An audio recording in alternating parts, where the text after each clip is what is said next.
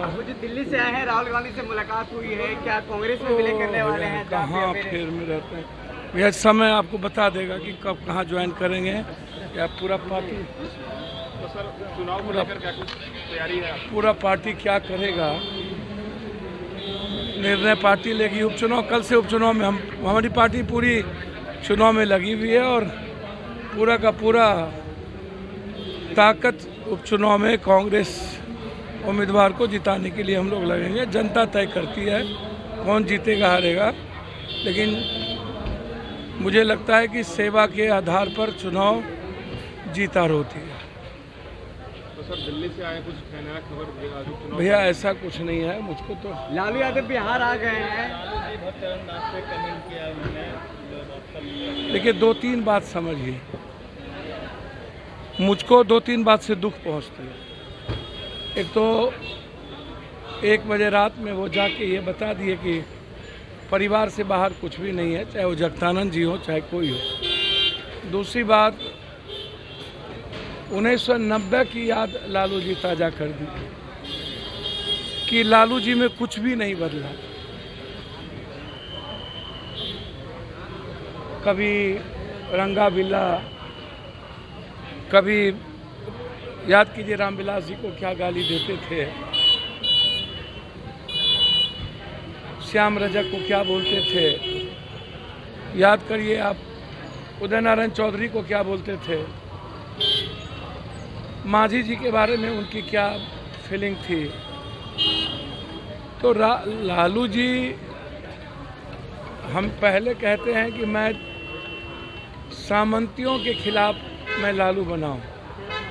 यह मानसिकता क्या सामंतवादी की नहीं है?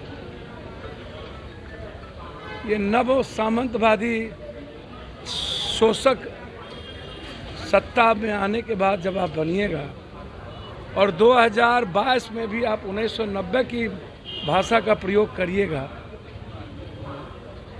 तो इन्हीं बातों से ना लोग कहते हैं कि 1990 और 2022 में इनके और इनके परिवार में कुछ भी नहीं बदला। तो लोगों को डर लगता है कि चेंज कुछ नहीं होता है लोगों को भी।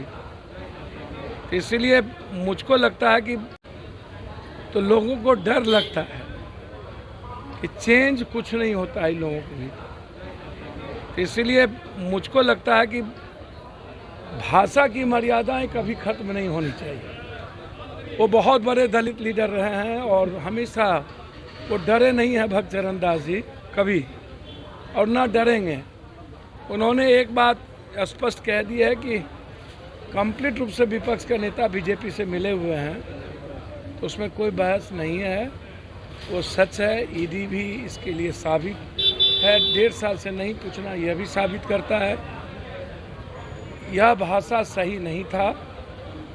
हमेशा मैं राजनीति नहीं करूंगा, लेकिन लालू जी की भाषा कोई नई नहीं है।